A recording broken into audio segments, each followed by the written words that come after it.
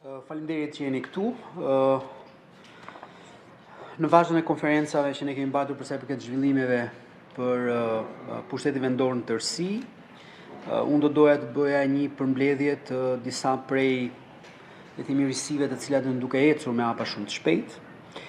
Nuk po ndalem gjatë tek ato çfarë ne kemi folur më parë, duke filluar me rritjen e kapaciteteve në nivel vendor, siç është akademia, granti performancës dhe digitalizimin tërësi, të cilët të tre këto hapa janë jo thjesht duke avancuar, por ne jemi në një fazë ku tashmë kemi filluar transformimin e tyre në një nivel krejt tjetër, siç mund të jetë me grantin e performancës, ku për vitin 2026 fokusi do të jetë në shërbimet të cilat janë realisht të ofruara kundrejt qytetarit dhe bashkitë do të vlerësohen në kuadër të cilësisë shërbimeve që qytetarët marrin. Kur flasim për digitalizimin, ne kemi 3 bashki tashmë të cilat ne kemi filluar punën për pilotimin e digitalizimit të gjitha shërbimeve vendore, duke filluar në Bashkinë Tiranë, Korçë dhe Përmet. Ne besojmë fort që me atë çfarë jemi duke trajtuar, duke punuar ngushësisht me Bankën Botërore dhe Akshin, do të cilë një transformim të shërbimeve që qytetarët marrin në nivel vendor. Ato që kanë të bëjnë, nismat që kanë të bëjnë me zhvillimin ekonomik lokal, patjetër paketa e maleve vazhdon të eci me ritme shumë të shpejta, pothuajse të gjitha bashkitë tashmë në vend, mbi 50 bashki kanë zonat prioritare të miratuara. Janë mbi 9000 aplikime të cilat janë bërë në territor. Kemi bashkitë e para ku 4 prej tyre tashmë kanë miratuar fituesit, ose ata të cilët janë vlerësuar në bazë të aplikimit dhe tashmë kanë marrë vendimin e këshilleve bashkiake për të vazhduar më tej me hapat konkret. Ne do të kemi gjatë muajit korrik raste suksesi nga bashki të ndryshme, të cilat tashmë po implementohen në nivel vendor. Nuk mund të ri pa përmendur atë çfarë normalisht është dhe një mesazh i qartë që qeveria shqiptare ka për mbështetjen e bashkive, që edhe në aktin normativ që sapo miratuar kanë qenë plot 65 milion euro financim shtesë, që nëpërmjet Fondit Shqiptar të Zhvillimit do të përkthehet, ku më shumë se gjysma e tij është përqendruar tashmë në infrastrukturën lokale, duke filluar me programe të ndryshme, siç mund të jenë fasadat e pallateve në zonat urbane, rrugët e bardha apo asfaltimi i rrugëve rurale.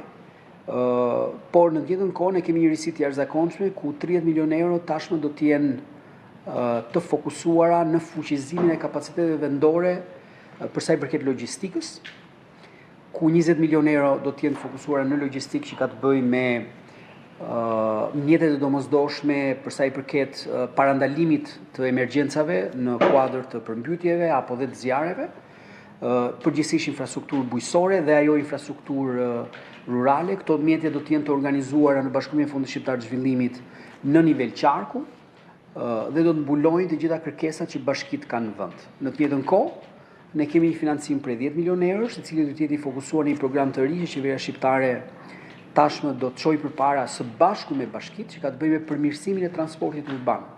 Ku ne dim shumë mirë që tashmë transporti urban mangësitë e veta që ka pasur ndër dekadat e fundit, në fakt po i nxjerr edhe më shumë pa si lloj kërkesës të atyre që vinë dhe vizitojnë Shqipërinë për të përdorur këtë shërbim, për të eksploruar Shqipërinë në të gjitha bashkitë e vendit.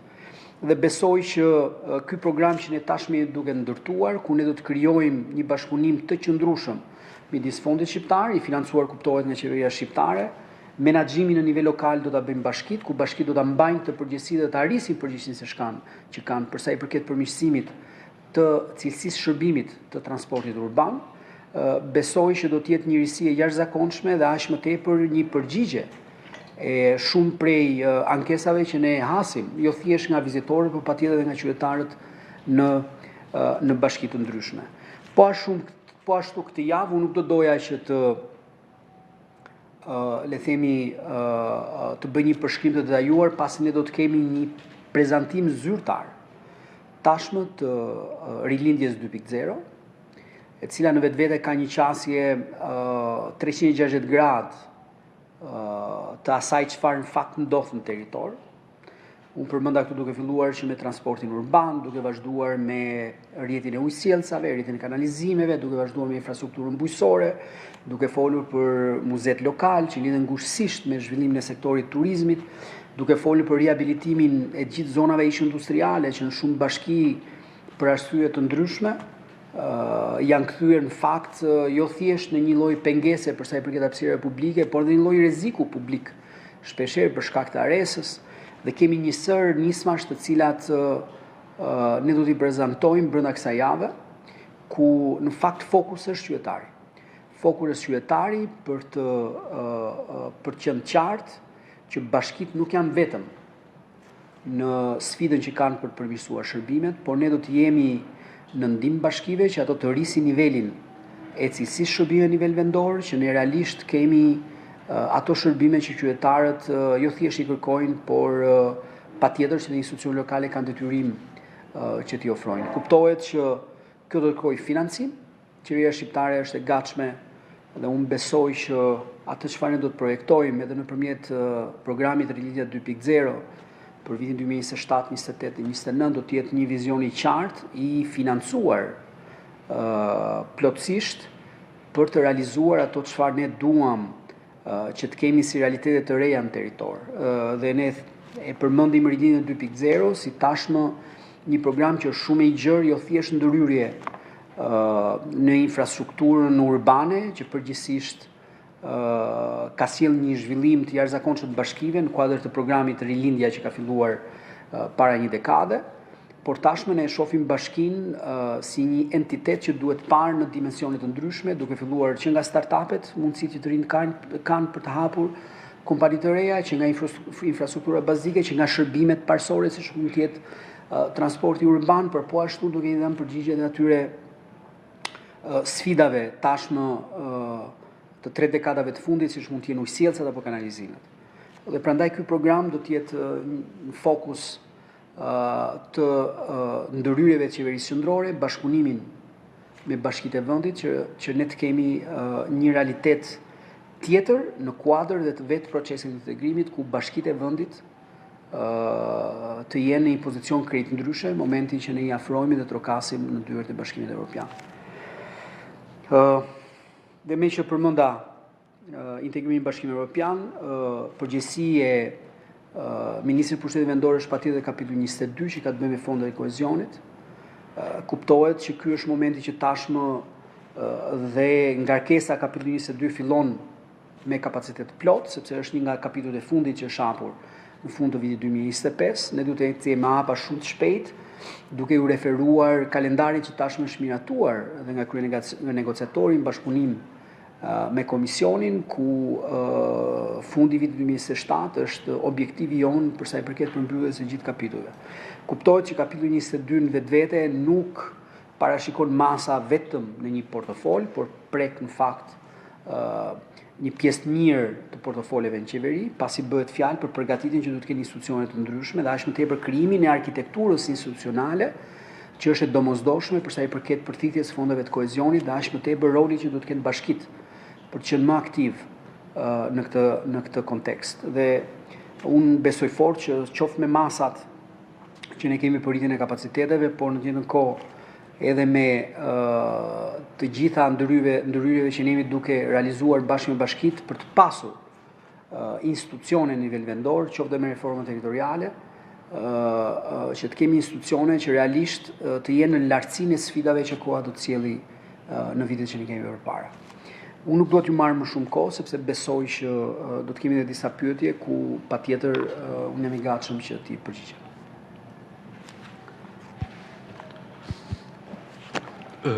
Omer Saraçi nga Radio Televizioni Shqiptar. 2 pyetje shkurtimisht bazuar dhe tek ato që ju na përcollët. Vitet e shkuara kemi parë problematika, sidomos gjatë periudhës zjarreve, për shkak të mungesës së një infrastrukture ajrore ose një mjeti ajror i cili do t'i vinte në ndihmë edhe le të themi efektive në terren. Cila është zgjidhja për këtë vit? Pyetja e parë dhe pyetja e dytë, përmendet infrastrukturën në nivel lokal, është ndërmarrë, le të themi ka pasur plane, projekte në të shkuar sa i përket ujësjellsave, një reformë sa i përket ujit. Si po shkon riorganizimi, le të themi, i ujësjellsave në nivel vendor? A ka sot, le të themi, ato bashkitë më të vogla të cilat nuk e kishin, le të themi, një ujësjellës i cili mbulonte më shumë se një bashki ose një territor më të madh përfshinte disa bashki. A ka sot, a ka ecur më tej ky, le të themi, kjo nisëm? Faleminderit. Në fakt, duke referuar pyetjes së parë, në fakt jo më larg se dje ne kemi pasur rastet e para në disa bashki të vendit për sa i përket situatave me zjarret në territor. Në fakt jemi duke punuar spari për të pasur të gjithë organizimin e duhur për sa i përket sezonit të zjarreve. Kuptohet bashkëpunimi ndërinstitucional, qoftë nivel qendror dhe atë lokal. Kuptohet që Ministria e Pushtetit Vendor do të jetë në një rol koordinues edhe për sa i përket këtyre situatave. Ajo çfarë unë do doja të nënvizoja është që sot ne jemi të bindur që viti 2026 ka një përgatitje më të mirë logjistike në tërësi.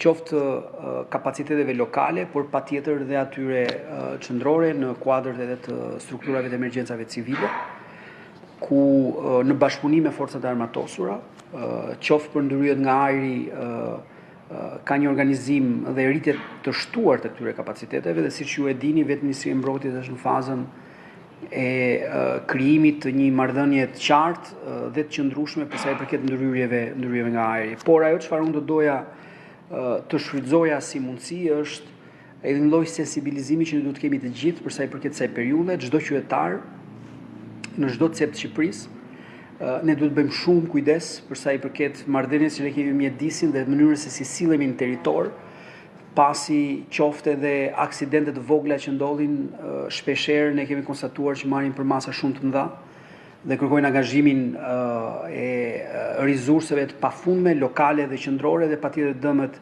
mund të jenë dhe afatmesme. Prandaj ky është një moment që ne jemi të fokusuar për të krijuar, siç e përmenda në fillim, ndërveprimin e duhur midis institucioneve, nivel qendror dhe lokal, shtimin e kapaciteteve logjistike që është bërë për të dy aktorët, si ato lokale dhe atyre qendror, por në të njëjtën kohë ne këtë vit shumë shpejt do dalim me një paketë edhe mbështetëse për të gjithë ata të cilët janë në linjën e parë të përgjigjes kundrejt këtyre fatkesive në territor. Dhe ne atë bonus që shpeshherë japim të gjithë zjarfiksëve në fund të sezonit të zjarreve, në fakt qeveria do dalë shumë shpejt një propozim që ky bonus të shpërndahet për gjithë ata të cilët luftojnë me këto episode në fillim të sezonit, brenda muajit korrik, duke marrë në konsiderat gjithë shtrimin e këtij sezoni deri në mes të muajit shtator. Do të merren hapat e duhur edhe me bashkëpunimin midis Ministrisë së Brendshme dhe patjetër Ministrisë së Mbrojtjes për të garantuar motivimin e duhur dhe të burimeve njerëzore për sa i përket përballimit të kësaj situate. Ndërkohë, pyetja e dytë kishte të bënte me shiko, ne duhet të jemi të sinqertë për dy gjëra. Absolutisht ka vend dhe ka përmirësime të dukshme në menaxhimin e sistemit të tërësi, duke filluar me atë administrativ dhe patjetër të gjithë burimeve dhe rizurseve që ne kemi në gjithë kompanitë e ujësjellsave në territor. Por ne duhet të pranojmë që realiteti kërkon ndërhyrje me investime serioze në territor. Patjetër ne kemi një muri investime që ka ndodhur gjatë dekadës së fundit dhe patjetër situata tashmë është më e përmirësuar, ku ne mund të themi mbi 10 bashki sot ka një përmirësim të ndjeshëm të ujit të pishëm dhe kanë zgjidhur me furnizim 24 orë etj me radhë, por patjetër kemi bashki tjera që po i afrohen këtij objektivi. Por kuptohet që, sidomos në bashkitë me zona urbane të mëdha, vazhdon nevoja të jetë e dukshme për investime të cilat kuptohet mbajnë një peshë të konsiderueshme në buxhet. Ne jemi duke punuar në bashkëpunim me nevojat që ne kemi në territor me bashkitë, por patjetër Ministria e Infrastrukturës po shikon mundësitë se si mund të përmirësohet në vetvete dhe vetë cilësia e shërbimit në tërësi për të përdorur çdo mundësi për të rritur eficiencën dhe në njëjtën kohë kemi një paketë ndërhyrjesh shumë të qartë Dhe ne në prezantimin e Rilindjes 2.0 do të bëjmë me dije një ndërhyrje serioze dhe mbështetje financiare për projektet të cilat do të japin një zgjidhje të atyre standardeve që të gjithë ne duam edhe duhet të kemi tashmë, se po i afrohemi dhe vitit 2030. Kështu që është një ndër shtyllat kryesore të Rilindjes 2.0, ku ne tashmë ke evidentuar aty ku janë zonat prioritare, sidomos ku ka dhe presionet të shtuara për shkak të turizmit, që të jemi të sinqertë, edhe qoftë ndryshimet demografike, dhe do të kemi një paketë investimesh të qarta, të cilat do të bëhen publike shumë shpejt.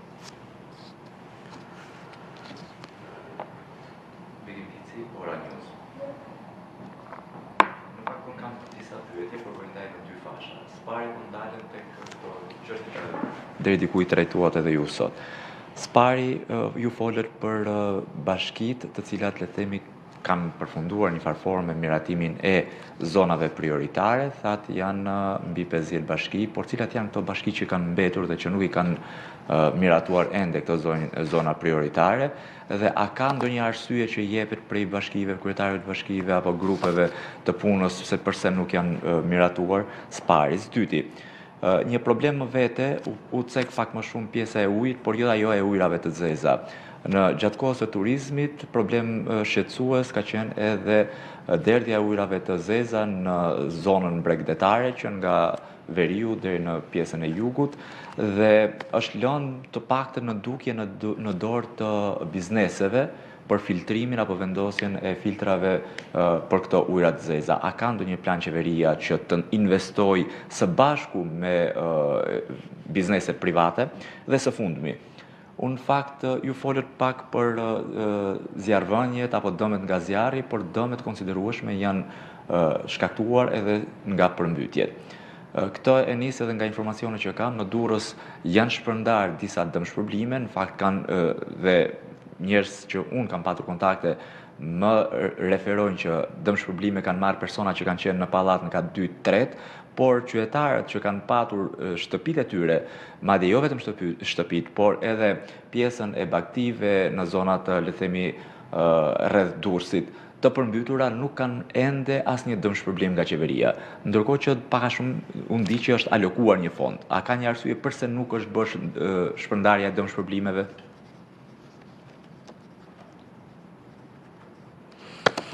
Okej, faleminderit. Në fakt, spari duke filluar në paketën e maleve, ne edhe në javën që do të kemi në vazhdim, ne do të kemi dhe ato bashki të cilat nuk i kanë kaluar zonat prioritare, janë në proces. Duhet të kuptojmë që dhe sidomos me ju ne kemi diskutuar shpesh herë që vetë procesi i përcaktimit dhe specifikimit të hartave merr një kohë të caktuar.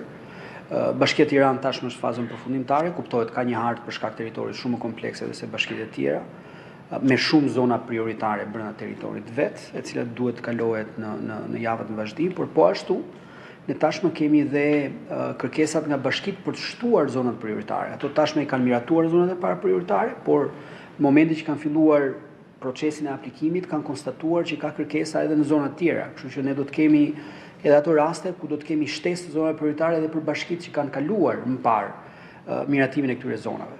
Kështu që paketi e maleve do të vazhdojnë në normalitet. Besoj që 100% e bashkive do të përfundojnë këtë proces. Kuptohet që kur flasim për mbi 50 bashki, flasim për pothuajse edhe për shkak se shumica e bashkive të mëdha tashmë janë përfshira, pothuajse territori është i gjithë i mbuluar deri diku, sidomos me miratimin e Tiranës, kjo bëhet akoma dhe më evidente. Kur flasim për ujësjellësin, shkojmë bashkë me kanalizimet. Shiko, ne duhet jemi të ndërgjegjshëm që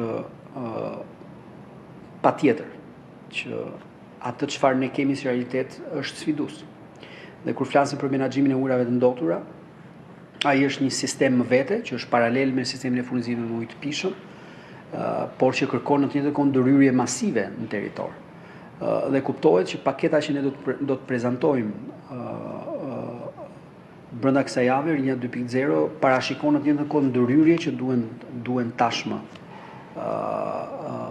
mbështetur për sa i përket zgjidhjes së kësaj problematike, sidomos në zonat bregdetare ku dhe si rrjedhoje mungesës së këtyre sistemeve në disa zona sjell patjetër dhe uljen e cilësisë ujit që ne kemi në zonat caktuara.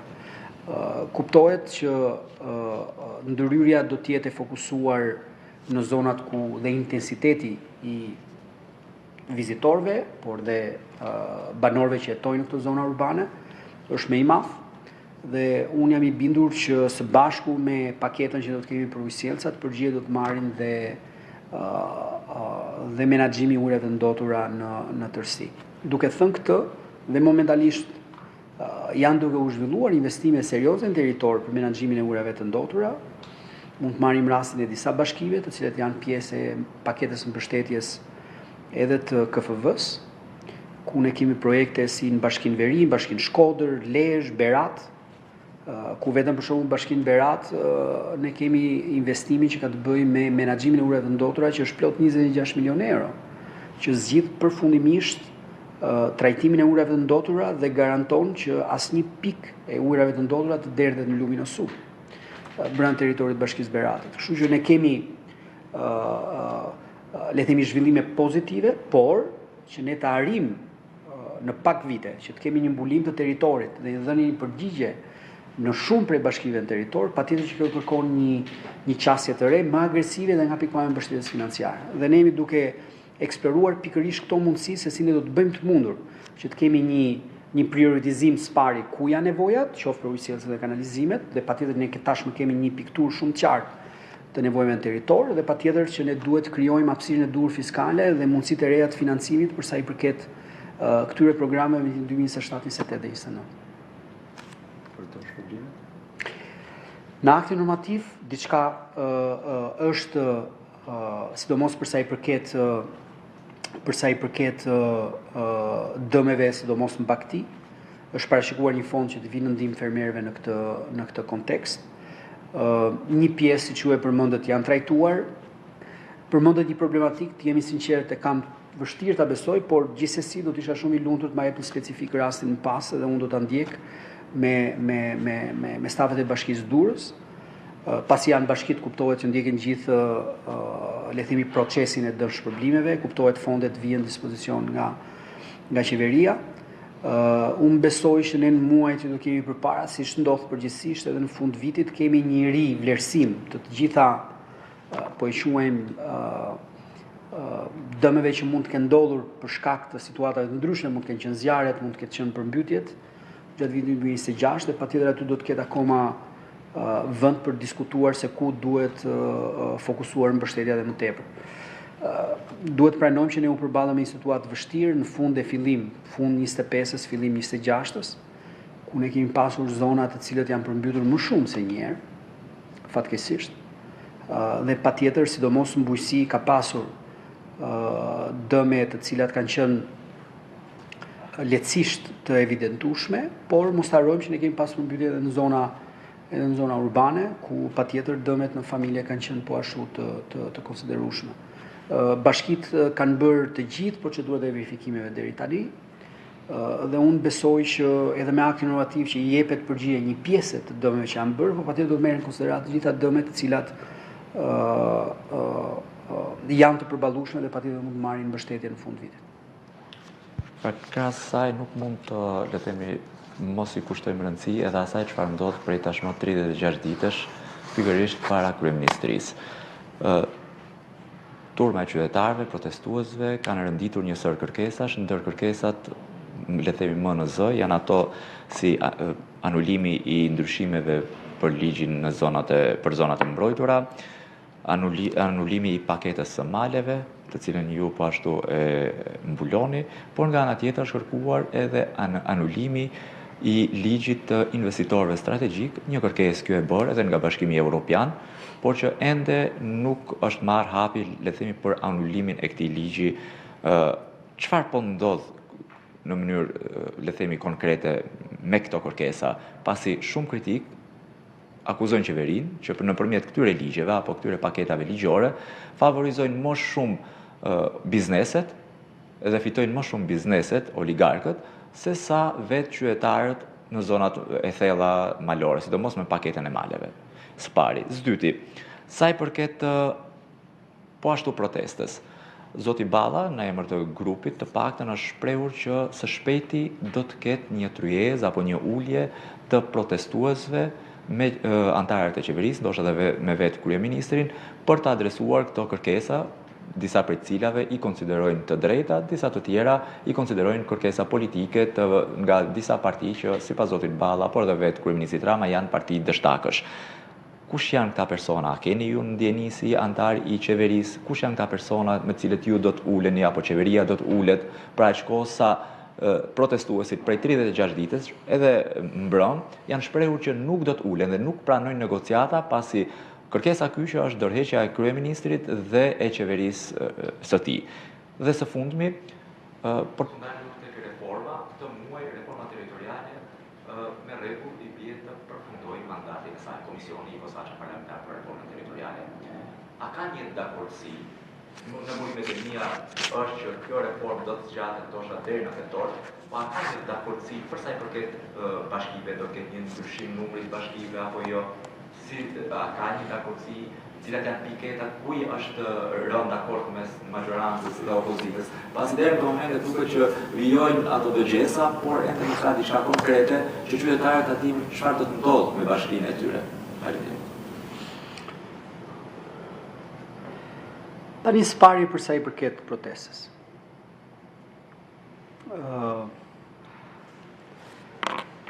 Vetë protesta në 36 ditë ka pësuar një metamorfozë shumë interesante, sepse kjo është një protestë që zgjolli simbolet për të komunikuar edhe disa mesazhe. Dhe patjetër që Flamingo ishte një ndër simbolet e para, që në fakt është një shpend i cili karakterizon bukurinë, balancën dhe mbi të gjitha edhe individualitetin si shpend. Ndërkohë pas 36 ditësh ose 35 ditësh, ne pam që nga Flamingo na u shfaq një arkivol. Dhe ky është një rrugtim interesant edhe përsa i përket mesazheve që vetë protesta tenton t'i japë. Nuk duam dalem gjatë, se besoj që çdo shqiptar e ka të qartë që nëpërmjet vdekjes nuk mund të perceptohet as ndryshim as zhvillim. Por një gjë është e sigurt që qartazi duket sikur flamingot kanë shtektuar nga bulevardi. Dhe flamingot janë shpend të cilët janë shumë të ndjeshëm për ekosistemin ku zgjedhin të ndalen. Prandaj nuk dalen kudo. Detyra jonë si qeveri është absolutisht krijojmë kushtet e duhura që flamingot të ndihen si në shtëpinë e tyre kudo. Dhe duke referuar kërkesave, mund t'i them vetëm një gjë, dhe unë jam pjesë e grupit të punës, që ne jemi duke marrë shqyrtim të gjitha ato kërkesa që janë të qëndësishme. Dhe në fakt kanë qenë pjesë e prioriteteve, janë pjesë e prioriteteve qeverisë shqiptare.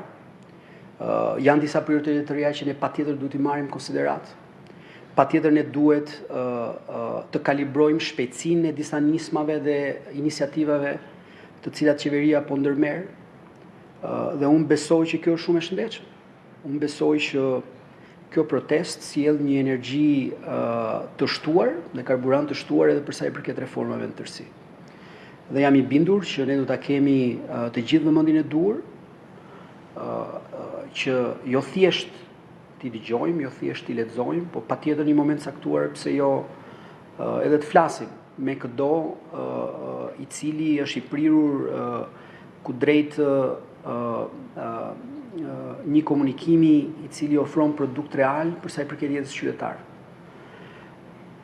Disa prej kërkesave që mund të jenë, se tani dhe protesta në vetvete është bërë nga që ne ndjekim me kujdes edhe kërkesat janë bërë çik të vështira për kuptuar kush grup ndjer çfarë, por që të jemi sinqert, këto tre kërkesa në fakt nga një subjekt politik janë kërkuar përpara se të fillonte protesta, që të jemi sinqert. Në fakt për paketën e maleve unë pasi e kam ndjekur sepse është një program që e ndjek në kuadër të portofolit. Ishi filluar mblidheshin dhe firma për sa i përket kësaj nisme. Shiko, ne duhet të jemi të sinqert me njëri tjetrin. Dhe unë po përdor paketën e maleve thjesht për ta ilustruar. Besoj që ka vend ku komunikimi duhet të jetë më i qartë. Ka shumë hapësirë ku nisma të caktuara përdoren për të qenë një lloj instrumenti ku të ngjalli dyshime apo vëmendje ku nisma caktuara, partitë caktuara duhet i përdorin për agjendën tyre. Po kjo është pjesë e politikës. Deri këtu jemi brenda një normaliteti. Nuk është e shëndetshme ta bëjmë, sepse kur flasim paketën e maleve dhe të përdorin termin oligark, është pak e tepërt, sepse vetë paketë e maleve nëse lexohet dhe mua prandaj më vjen shumë keq, se ai ligji i paketës maleve nuk është nga ato ligje që ka 178 faqe. Është një ligj me pak faqe, që unë besoj kushdo që e lexon e kupton qartësi për çfarë bëhet fjalë. Është një ligj i cili përcakton shumë qartë kush janë dy kategoritë që mund të përfitojnë nga kjo nisëm. Dhe po ashtu është po aq e qartë që të gjitha ata të cilët kanë aplikuar dhe tashmë janë përzgjedhur nga bashkitë dhe kanë marrë vendimet e këshillit bashkiake, është po aq e qartë se çfarë përfaqëson. Dhe ne shumë shpejt do të kemi evente publike ku ju do të shikoni dhe kush janë ata të cilët janë duke përfituar. Para pak ditësh ne kemi bërë publike një prej aplikantëve në bashkëpunim me kryetaren e bashkisë së Elbasanit, ku një familje e cila ka investuar jetën e vet në një bujtin dëshiron që nëpërmjet paketës maleve të rrisë kapacitetet. Dhe unë besoj këto do jenë ato raste ku familje, sipërmarrës të rinj, të cilët derdhin mund për të krijuar ekonomi lokale, ose ata të cilët do donin që të vinin të bëshin pjesë e zhvillimit ekonomik lokal, sidomos dhe nga diaspora. Paketi e maleve është instrument shumë pozitiv. Dhe ne këtë kemi diskutuar shpeshherë dhe unë po e marr thjesht si ilustrim për të kuptuar që ndonjëherë keq kuptimi shkon shumë larg. Prandaj është e nevojshme që ne patjetër duhet të dëgjojmë, patjetër duhet të flasim, por dhe duhet të dëgjojmë. Larg agjendave që mund të kenë grupe të caktuara. Por protesta në vetvete, unë besoj po ashtu që fakt është një shprehi e demokracisë në vend. Unë besoj që ky është një normalitet në një vend normal, ku secili zgjedh të protestojë, grupe të caktuara zgjedhin të protestojnë. Kuptohet kur ajo merr trajtën e dhunës. Nuk flasim më për një standard normal. Sepse ajo çfarë ne kemi konstatuar është që dhuna në fakt ka marrë forma të ndryshme, qoftë atë çfarë ne vrej me keqardhje, qoftë në dyert e parlamentit, por dhe gjua është e rëndësishme. Ne nuk mund të krijojmë një shoqëri ku dhuna është një instrument politik bërje. Nuk mund të krijojmë një shoqëri ku ne mund të normalizojmë intimidimin apo qoftë në tepër të mbjellim urrejtje, cilën ne nuk e dim ku na çon. Dhe një gjë është e sigurt që urrejtja në vetvete nuk sjell as energji pozitive as zhvillim në territor. Kërkesat mund të jenë legjitime, por ne duhet të jemi shumë të kujdesshëm edhe për trajtën që kjo protest është duke marrë. Dhe unë besoj për shkak të trajtës që ka marrë, protesta në vetvete qartazi, duke veruar edhe sondazheve të ndryshme, qartazi dita ditës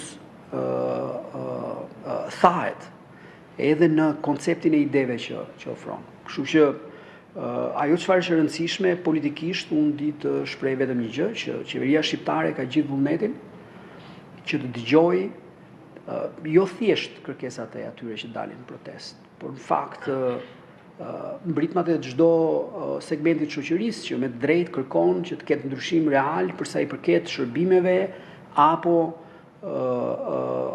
standardeve të reja që vetë shoqëria kërkon. Dhe ne duhet jemi këtu të gatshëm për t'i dhënë një përgjigje të qartë, me politika të qarta dhe të vendosur për të marrë le të themi çdo lloj kostoje për sa i përket garantimit dhe ruajtjes së stabilitetit jo thjesht ekonomik, por mbi të gjitha për të krijuar mundësi të reja zhvillimit të ekonomisë shqiptare.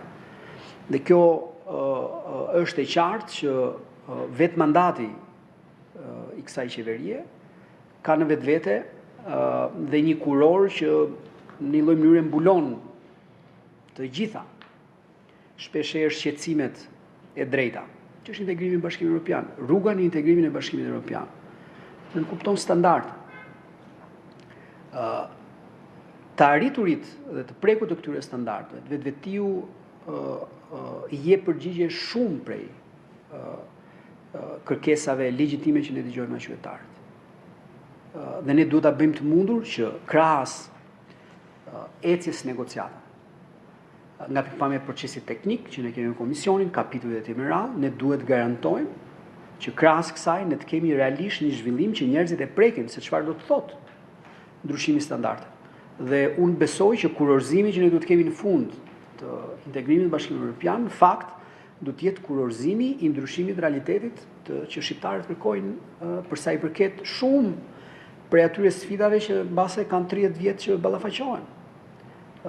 Dhe kjo detyrimisht do kërkoj shumë punë, por patjetër edhe shumë financim dhe ne do të gjejmë të gjitha hapësirat e duhura për ta bërë të mundur që aty ku është nevoja, aty ku do jenë këto programe zhvillimore, qeveria të jetë e gatshme që në mjet financimit këto t'i bëjë realitet.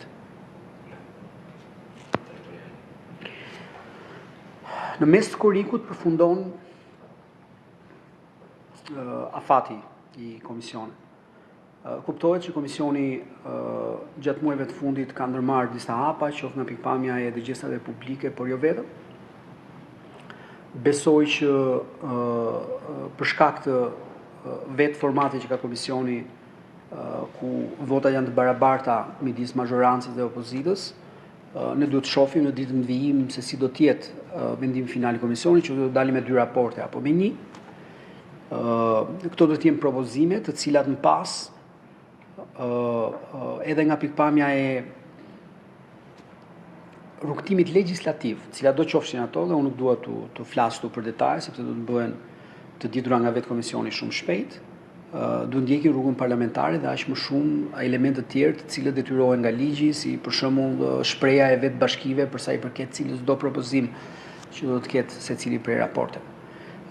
Kështu që besoj që ditët apo le themi 2 javët që ne kemi përpara do të qartësoj le themi qëndrimin dhe pozicionin e të 2 kampeve në komision, dhe unë besoj që më pas ne do të kemi një përllogaritje të qartë se si do të jenë hapat që do ndiqen me sesionin e ri të parlamentit brenda muajit tetor. Ajo çfarë është e rëndësishme dhe unë vazhdoj ta nënvizoj, është që komisioni duhet marrë në konsiderat që sepse ky raport përgjithsisht në këtë fazë do të jetë më shumë i përqendruar tek ajo që ishte debati me nxehti i kufive etj. Por ne duhet të kemi një hartë shumë të qartë të ndryrave që duhen bërë për sa i përket funksioneve dhe atë çfarë bashkitë kanë si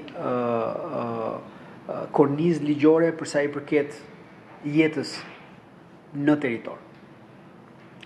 Dhe këtu unë besoj që puna e komisionit është akoma e domosdoshme, por besoj që në ditën vazhdim ne do të kemi po e quajmë një agjendë më të qartë se si do të zhvillohet puna e këtij komisioni, duke filluar me raportet që do të prezantohen dhe më pas rruga legislative në sesionin e ri.